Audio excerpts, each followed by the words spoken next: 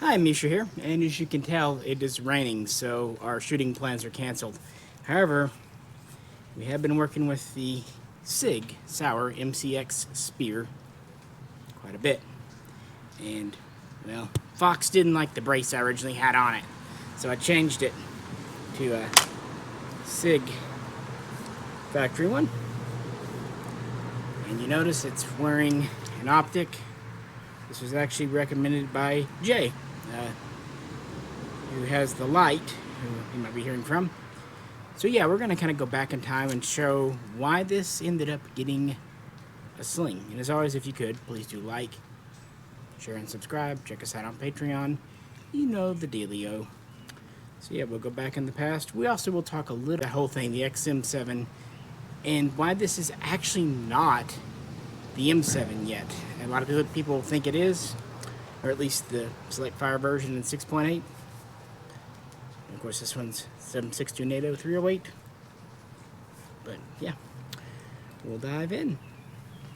While we go over the history briefly, and because the original MCX Spear preview video kind of got destroyed in the algorithm because of the whole weird comments glitch back then, I'm going to insert the original shooting clips because, yeah, 308 is not cheap, so gonna get our money's worth out. But here are my very first shots.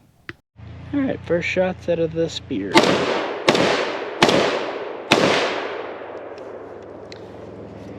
She held open. And here is that brace I originally put on.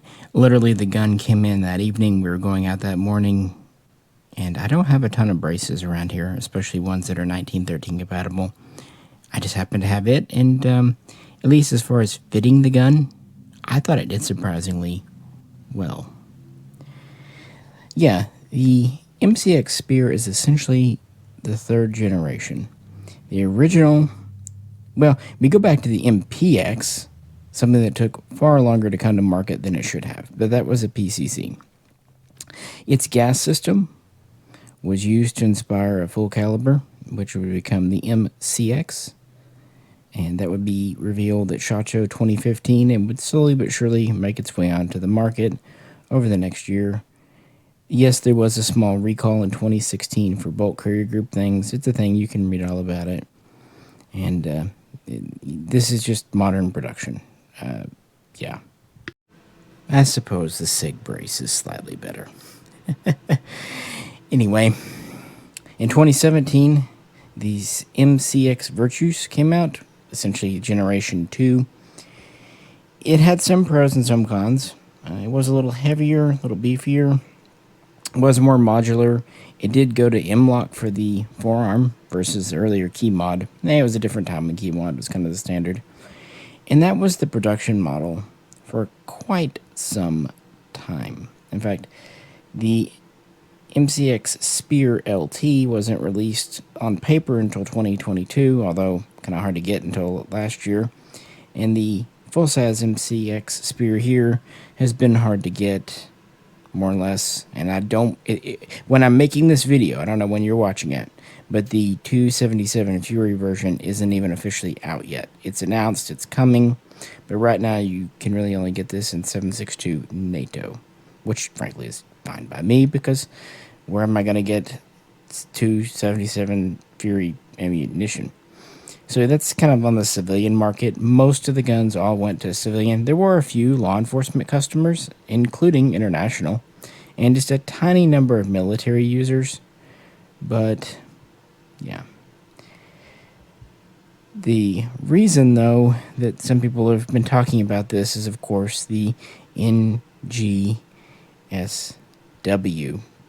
program, which actually goes back to about the same time as the Virtues, 2017. That year, U.S. Congress ordered the Army to essentially conduct a study really looking at the M4. There's been efforts to replace the AR-15, M16, M4 for years, decades, and they wanted them to evaluate installing some updates that SOCOM had been using, including a free float rail, so kind of like a block 2 rail system, and just, see how it's getting on. So, yeah, the army did just that. And they were also kind of looking around to see, what Russia and China were up to. All right, let's try more.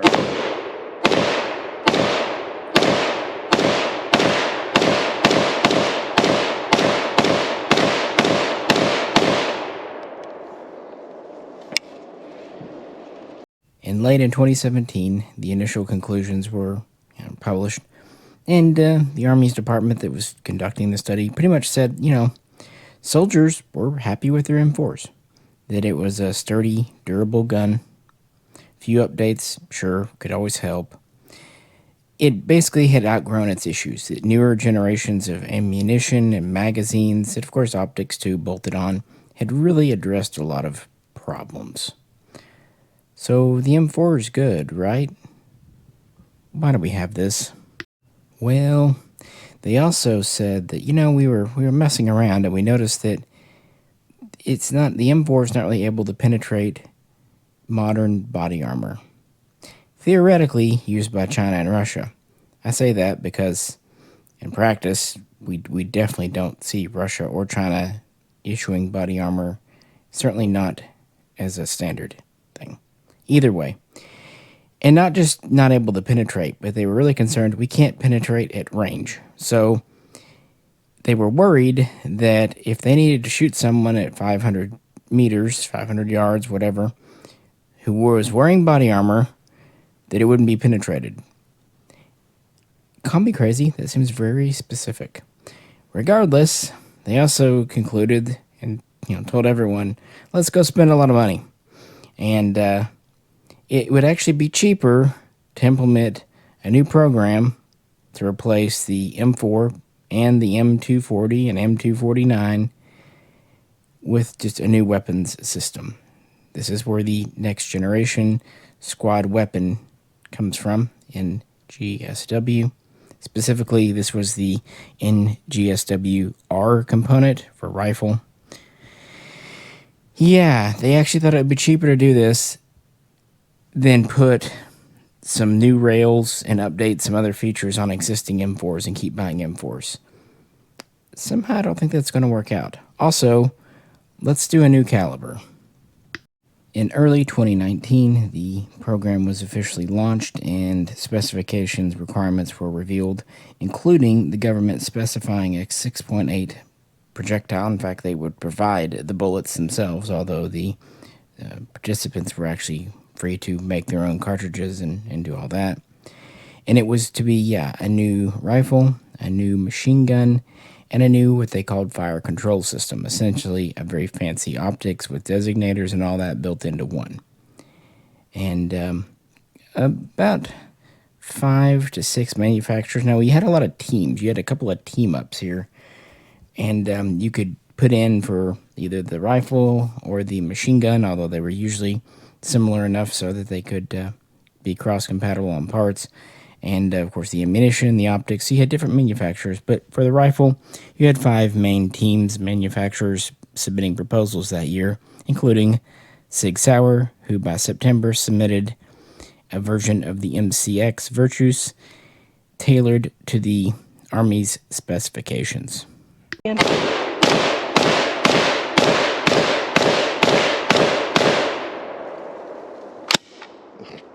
I'm having a difficult place deciding where to stand to film that because I'm getting peppered. So I will give SIG credit. Pretty much they gave the Army what they asked for, what was required by the trials. In fact, a couple of the early contenders were immediately disqualified or rejected because they didn't meet the specifications. There would be a down select with 3 later on, including the SIG system. And we go from there. So, of course, in 2022, we would get winners announced. Early in that year, it would be announced that Vortex would make the optic, designated as the, XM7 I believe? Or was that the APC from Aliens? I don't know. And then Winchester was awarded the manufacturing contract for the ammunition. Now, they weren't the designer of the ammunition. They were just going to make the ammunition for the winner. And I'm sure at this time they had a pretty good idea of who the winner would be, but it would not be announced until April 19, 2022. Yes, it would be the SIG MCX Spear, designated at the time the XM5. So the Army claimed in various press releases that this would be a much more effective weapon, more accurate, longer range. They had the cheek to say it would be lighter weight. I'll stop. And they said that they were going to buy at least 107,000. But they were really just going to focus on the close combat units like the infantry, cavalry, the forward observers, and others like combat engineers, medics, that kind of thing. Basically, people who were frontline, non-frontline, non-close-in combat. There were no plans to replace the M4, not as of yet. Of course, as is famously known, the Vortex optic is quite complicated, to say the least. And this is intended to have a sound suppressor, which is why the barrel itself is just around 13 inches, a little more maybe. With this flash hider on, it's right at 15 inches. Of course, it does have a regulator in the system and all that later. We'll talk about, and piston, all that good stuff. So with such grand plans, the first order was probably pretty big, right? 25. Yeah, the first order was for 25 XM5s and 15 XM250s, which was the light machine gun to replace the 249. So 40 firearms. But, it was going to be cheaper than putting rails on all the M4s, right? So it was a good bargain. About $10 million on that first order. But that did include ammo, which leads me to ask two questions. U.S. government, where the fuck are you buying your rails? And U.S. government, where the fuck are you buying your ammo? That all that is more expensive than a whole new program? Oh, well. It progressed throughout 2022. And then in January of 2023, the name was changed from XM5 to XM7. And this was because of Colt's M5 and some other reasons. This is also kind of the origin of the myth of the, quote, M7 that I mentioned at the top of the video. An M designator is fully adopted in full service. An X designator would be still experimental, like the XM177. Yes, it was famous in Vietnam, and they purchased a few thousand. It never left the experimental trials stage. That's where this is at now. The whole thing kind of started when the name changed from XM5 to XM7. It goes back to an article from Stars and Stripes where, to be fair, the article itself does clarify it's still the XM7 and will become the M7 once it's fully adopted and, the bugs are ironed out. But the title and the first paragraph of the article pretty much leads people to believe it's designated the M7 already. It is not. Again, as of me making this video, it could change tomorrow, but it isn't. Those first 25 were supposed to be delivered September to October of 2023, but production delays and whatnot meant that they actually weren't given to the first units until March of 2024, so about 2 months ago as of recording this. Spear again.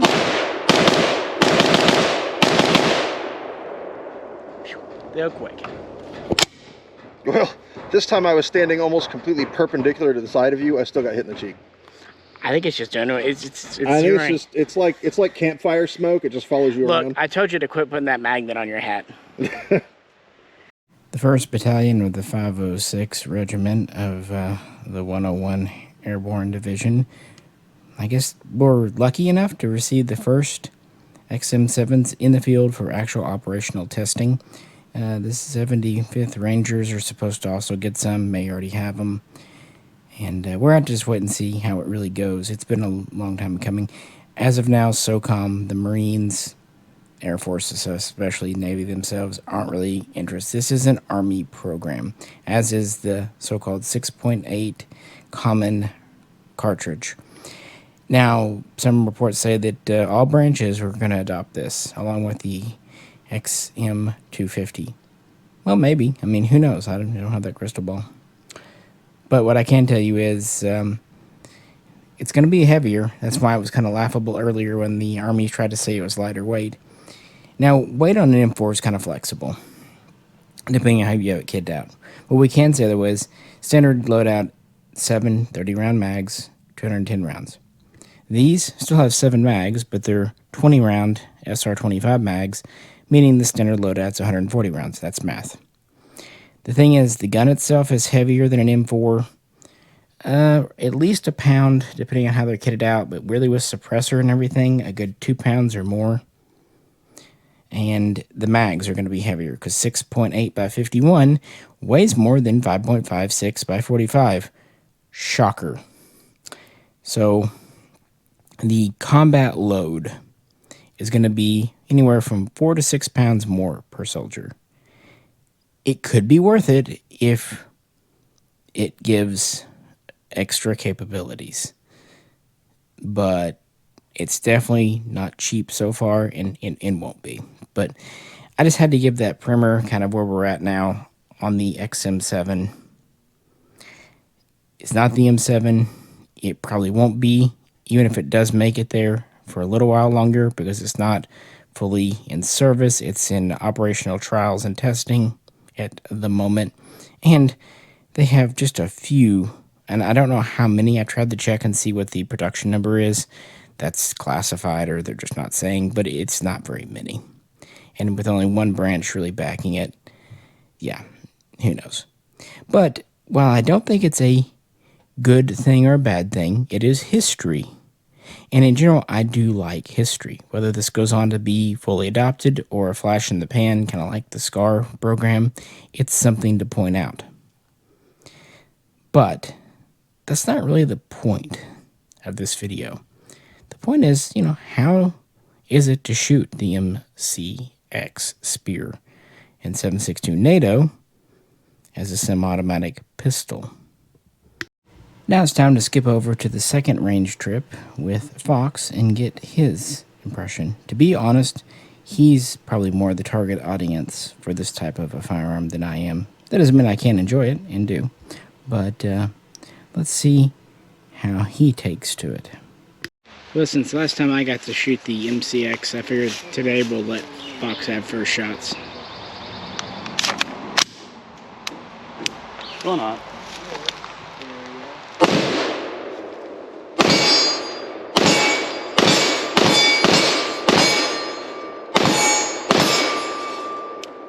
This is the most uncomfortable brace I've ever shot on my shoulder in my life.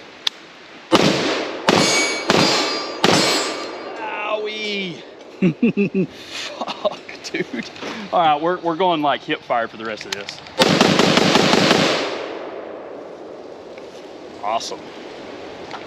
All right, brace aside, which again I just threw it on because it was the closest 1913 I had. Yeah, and I'm not bug. Yeah. Thoughts? Dude, this gun's freaking sweet.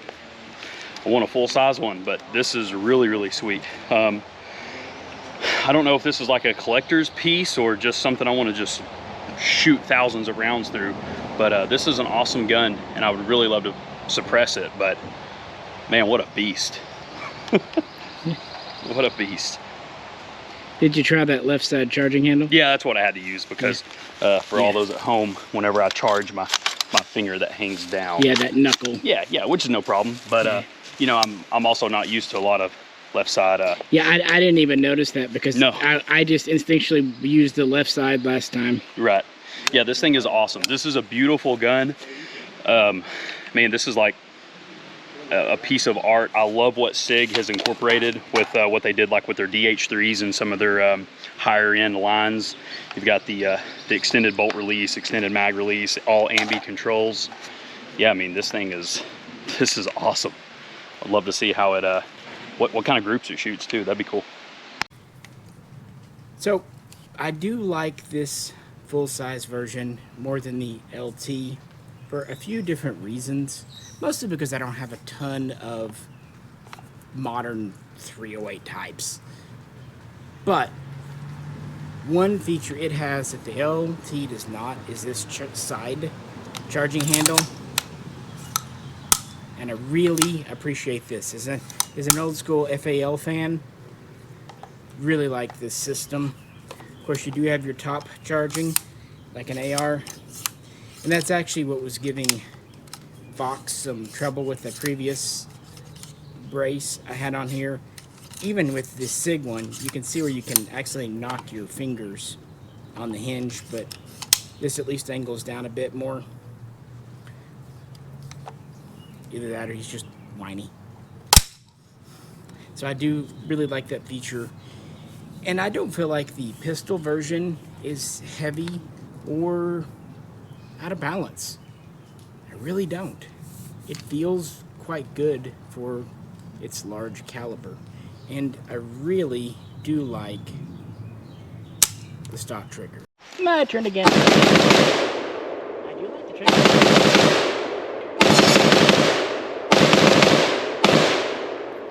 Actually hit steel once. You hit steel twice. Alright, I'm claiming the shot. It was a win, even if it was more or less by accident. Anyway, one reason I waited to finish up this video, I wanted to get the proper factory brace in from SIG-Sauer. So now that it's on, what do I think of it? So I said I put the SIG brace on. As you saw, deploying it is pretty easy, but to fold it, and it's still, new, you have to press in and then do this little maneuver. And then it folds over. It kind of reminds me of the FAL paratrooper, because it also had a button lock, but it was on the bottom, but same kind of principle. But I can understand. Now to deploy it, thankfully, you just pull. Just for a quick and fun comparison, I brought out the FAL paratrooper. Here is its latch, down here, and then you press it and squeeze down, push down. On the MCX here, the button's on the top, and to deploy it, you really don't have to do much, just pull. But to fold, you press down and actually push up. Similar system, really. This one you do have to press in to unlock. It's easier when you're not holding a camera, trust me. There we go. So yeah. But it is showing the whole locking surface thing, so it's not unusual. Now, of course, the military gun doesn't use the brace. It uses this style of hinge with a 1913 adapter, but then you have a more or less standard M4 tube back here. I've often heard Magpul stocks on them, but of course you could swap them out. Now we're going to test this out against the Swiss SG751, the SAPR. This seemed like the natural thing to compare the spear to.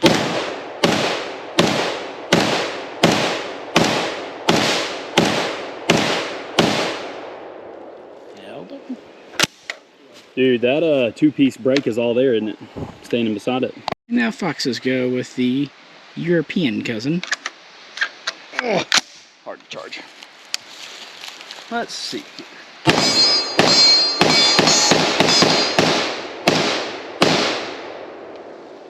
Man, those triggers are awesome, but very weird. So gonna ask you, right as you were shooting them both together, what do you think? MCX Spear versus 751 SOCOM? European cousin all day long, except for the trigger. I absolutely, anytime I don't shoot one of these and I go a few weeks or months without shooting one, the triggers are just kind of a guess on when it's going to go off. It's not the gun's fault. That's totally user shooting several different guns and several different triggers. But you know, there's a lot of features on the Spear that I really do like, but nothing will ever replace how smooth this gun runs. If it wasn't for the trigger in this, which keep in mind, I get it, it's a cold gun, you need a very weird trigger for a big glove, but the smoothness of this, I like the controls more on the MX. It's just more kind of ergonomic, user-friendly. But well, it's AR. yeah, so of course. But this is, I mean, it's like riding from a 1970s Pinto to a 2024 Cadillac. Yeah, now me in front. Again, I'm used to the triggers. We went through this with J-Ro, just fine. And I would agree that overall, it's a more comfy shoot than the MCX, but that's kind of a, you know, not really comparing straight apples to apples. This, of course, does have a 16-inch barrel with a muzzle brake instead of a flash hider. I've shot these with flash hiders, and they do have a little more felt recoil. But yeah, the extra weight, the extra barrel, and of course having the actual mil-spec stock. It's nice. I do like the 3 positions for like Fox. He needs it all the way out. I kind of like it in the middle. But I could see if you're wearing winter clothing or being in. But of course the Spear's military stock is also adjustable. So that's kind of 6 1/2 dozen another. I know what he means. This one still feels like a higher quality gun, but it's like a classic type of gun. It's not modern, it's not cutting edge, it's just classic solid. Whereas the Spear it's pretty current technology, very AR-ish, but also just kind of the modern system. So it's kind of the tried and true versus somewhat new. Of course, they're both gas piston. This is a long stroke. The Spear is a short. This one, you're pretty much stuck with the barrel you got. And the Spear, quick change. Price-wise, they're pretty close, although this is slightly spendier. It's kind of in that area of in for a penny, in for a pound at that point. I will say both have been 100% reliable, even though I had a little more trigger time with this, of course, but Spear's been good. Oh, and one final thing that's definitely important, mags. The Spear takes as standard of a AR-10 mag as you can, and this takes, well, they're military mags, but Swiss. yeah, these 7.51 mags are kind of hard to come by. When you find them, they're not too expensive. They're cheaper than HK, but it's finding enough. That is a problem, and that's nothing. The importer would love to get 100 in a day, but he gets whatever Switzerland ships him, and they're prioritizing military and LE contracts. So we get whatever they don't want, because these are being used by Swiss Special Forces, and they actually typically use them with about a 13.7, 14-inch barrel, but it's kind of nice to be able to put the stock on it. But guys, we're gonna let the guns cool off and let ourselves cool off. So that's kind of what we thought. Not a whole lot to it, but we were out, had some through weight, and I wanted to bring out a control gun in case this one gave issues, which it did not. I figured I'd let Fox do the honors of the last mag of the day through the Spear. Oh, this is janky.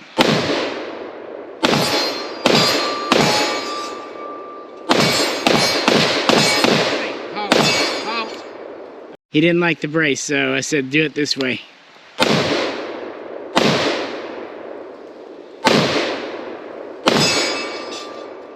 Nice shot.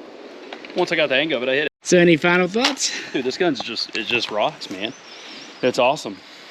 Yeah. I mean, it's one of those guns where you really need to just spend some time with and kind of love it and hug it and admire this nice bronze and peanut butter cup look. I mean, really, dude, this is like the sexiest gun I think you can get. I don't know if he was being sarcastic about that sexy comment or not. He's a little weird, you might have noticed. J-Ro had feelings on the colors too. He kept, I think his mind kept wanting to make it all one color and justify it. He's kind of an artiste, if that, makes sense. And so this more military approach to coloration was just throwing him off his game. I just had to mention that because it was funny. But no, the first range day went well. The second range day went well. And we'll definitely have it out again, which is why I did put the brace on it and the new optic. Alright, and as we wrap up, we haven't yet tried it out with this optic. Not that it makes me much difference. Now, I did put iron sights on originally, and I just left them on. I know that the XM7 doesn't have them, but this is my gun, and I had the sights. But this MSR 1-6 should be good. And I definitely did not install this completely backwards and completely dogged down all the screws and really had it on there good before I realized what I'd done. I'm blind. What do you want from me? Anyway, guys, hope you enjoyed the video. If you could, as always, like, share, and subscribe. And as soon as it isn't overcast and rainy, we'll get this back out to the range and keep on with it. But what do you think of the XM7? And what do you think of the MCX Sphere? And can you separate the two in your mind? Can you enjoy one and not the other, and vice versa? Let's have a nice conversation below. This is Misha, and also on behalf of Fox. By the way, J-Rare was there too, but he had done something to his... He had a toothache, so we all decided it probably wasn't the best thing for someone with a toothache to shoot a .308 pistol. I don't know why, but no, he was there. Anyway, this is Misha. We'll catch you very soon next time.